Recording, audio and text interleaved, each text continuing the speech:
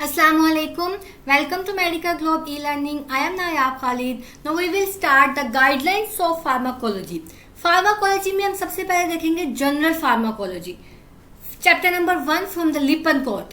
General pharmacology, pharmacotherapeutics and pharmacokinetics. सबसे पहले page पे जो आपको जनरल फार्माकोलॉजी की डेफिनेशन नजर आ रही है, ये आपने लाजमी करनी है. आपसे वाइवा में पूछता है एग्जामिनर जनरल फार्माकोलॉजी की डेफिनेशन. नेक्स्ट है फिर branches of pharmacology. Branches of pharmacology आपको एससीक्यूज में भी आ सकते हैं, एमसीक्यूज में भी पूछे जा सकते हैं. इसकी आपने डेफिनेशंस करनी है बेसिकली और एग्जांपल्स करनी है. फिर नेक्स्ट है आपके पास अदर ब्रांचेस. अदर ब्रांचेस की भी आपने डेफिनेशंस करनी है और एग्जांपल्स करनी है. फिगर 1.1 आप एमसीक्यूज के लिए देखेंगे. ये सारी की सारी आपने डेफिनेशंस इसकी याद करनी है. फिर आपके पास आती है फार्माकोपेशिया की डेफिनेशन. ये भी आपने करनी है. ऑर्फन ड्रग्स बेसिकली बहुत इंपॉर्टेंट है. इसकी डेफिनेशन, इसके एग्जांपल्स बहुत इंपॉर्टेंट है. ये आपसे वाइवा में ही पूछा जाता है या आपसे एमसीक्यूज में भी आपको आ सकते हैं. इसकी पूरी डिटेल आप रीड आउट करेंगे, इसकी डेफिनेशन आप याद करेंगे और इसकी एग्जांपल्स भी आप याद करेंगे. फिर आपके पास sources of drug. Sources of drug का आपके पास एससीक्यू आता होता है, ये एमसीक्यूज में भी आ सकते हैं और इसके नेम्स आपने सारे के सारे अच्छे से करने हैं. जो फिगर 1.2 है इसको सारा का सारा आप एक दफा देख लेंगे. ये फिगर बेसिकली आपको सोर्सेज को याद रखने के लिए हेल्पफुल है. ये सारे सोर्सेज के आपने नेम्स करने हैं. ठीक है, सब टाइप्स के भी आप नेम्स कर सकते हैं. जैसे फिक्स्ड ऑयल्स है तो फर्दर आप एक दो नेम्स कर लें. ठीक है, वोलेटाइल ऑयल्स है तो आगे उसका एक नेम कर लें. रेजिन्स के नेम्स कर लें, एक एक या दो दो जस्ट, क्योंकि ये आपका एससीक्यू आता है 5 मार्क्स का. फिर आपके पास है ड्रग नोमेनक्लेचर या नेमिंग ऑफ द ड्रग्स. इसको आपने एक दफा जस्ट रीड आउट करना है. फिर आपके पास आता है pre clinical and clinical phases of the drug evaluation. इन दोनों के नेम्स आपको पता होने चाहिए. ये आपसे एमसीक्यूज में पूछी जाती हैं. ये फेजेस बेसिकली आपके इंपॉर्टेंट है. ये जो टेबल बना हुआ है आपका फिगर 1.4, ये एससीक्यू एमसीक्यूज दोनों के लिए इंपॉर्टेंट है. इसको आपने समझना है. ठीक है, इसको आपने याद करना है. फिर आती है आपकी classification of drugs. Classification of drugs को आप एक दफा रीड आउट करेंगे अकॉर्डिंग टू द प्रिस्क्रिप्शन. इसके नेम्स आपको सारे के सारे आने चाहिए. फार्माकोथेराप्यूटिक्स. फार्माकोथेराप्यूटिक्स में से आपने डेफिनेशंस करनी है सारी की सारी.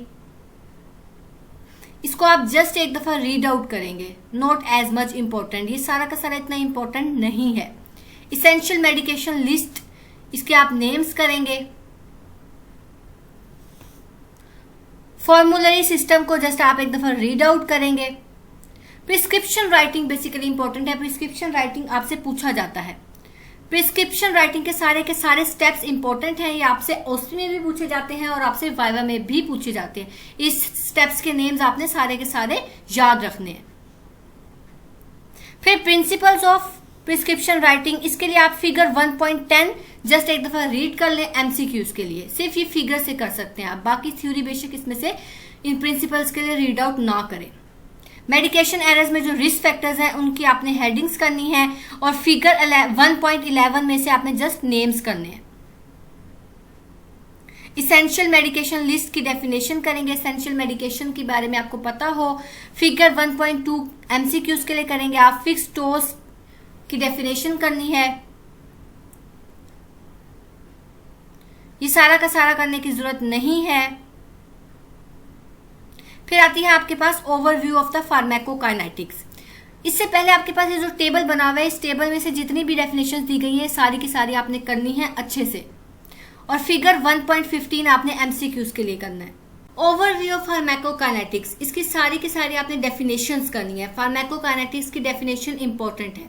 एब्जॉर्प्शन की डेफिनेशन आप करेंगे. उसके बाद डिस्ट्रीब्यूशन, मेटाबॉलिज्म, एलिमिनेशन, इन सब की आपने डेफिनेशंस लाजमी करनी है. ये आपसे वाइवा में भी पूछते हैं. रूट्स ऑफ ड्रग एडमिनिस्ट्रेशन आपने एससीक्यू के लिए प्रिपेयर करना है. इन सब के आपने नेम्स करने हैं.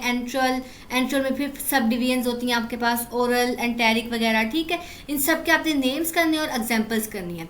फिगर 1.10 जो है ये आपने अपनी अंडरस्टैंडिंग के लिए देख लेना है, याद करने के लिए, बेसिकली चीज़ें याद रखने के लिए.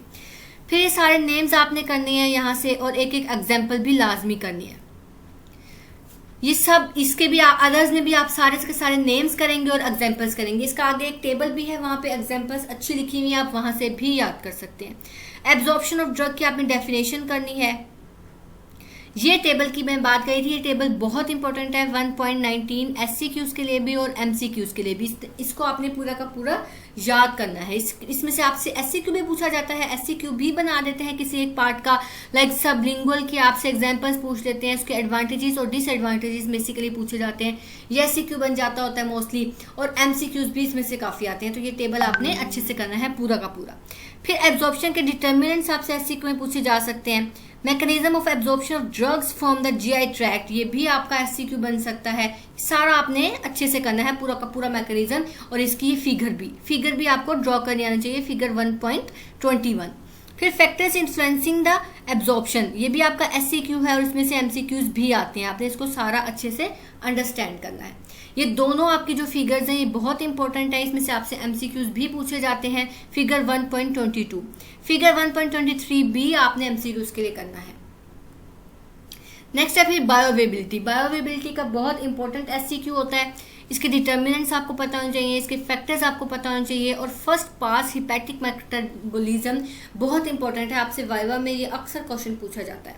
ठीक है, फिगर 1.25 आप करेंगे लाजमी, इसको आप अंडरस्टैंड करेंगे, इसको आप OSP के लिए भी देखेंगे। उसके बाद ये सारा का सारा आपने रीड आउट करना है अच्छे से। ये इसमें से कुछ आपने डेफिनेशंस करनी है, जैसे कि आपको यहाँ पे डेफिनेशंस नज़र आ रही हैं टैबलेट च्यूएबल की, टैबलेट एंड टेरिकोटेड, ये डेफिनेशंस आपने एक दफ़ा जस्ट इसको रीड आउट कर लेना है, क्योंकि इसमें से MCQs बन सकते हैं।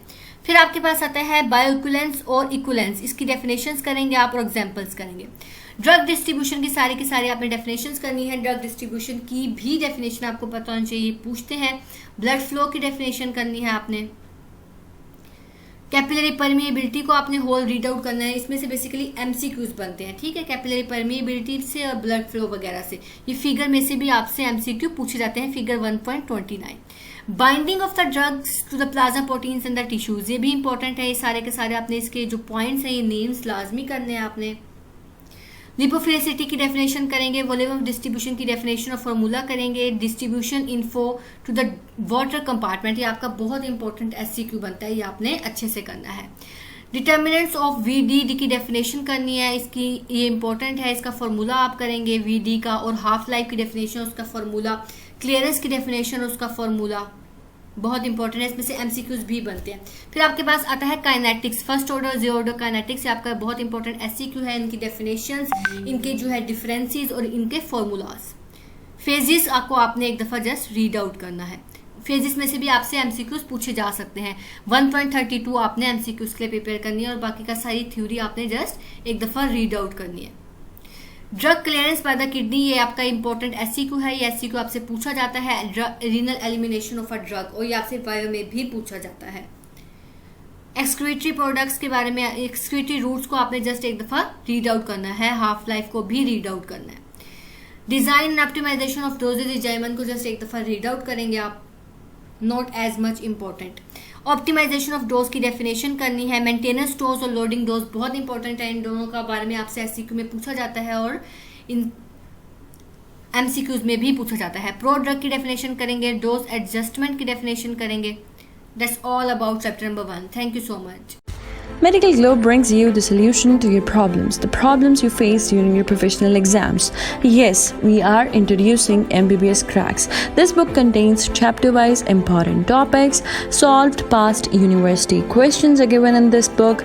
Chapter pearls are given to help you ace your MCQs exams. Besides this, forensic summaries are added, and important pictures from Big Robins and OSPI pictures in high resolution are added to help you ace your OSPI exams.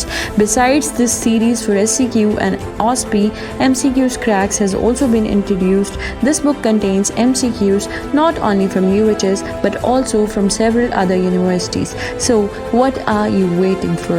Get your book ordered online at a given number, that is 0335 6633 007, and I promise you that you won't regret purchasing this.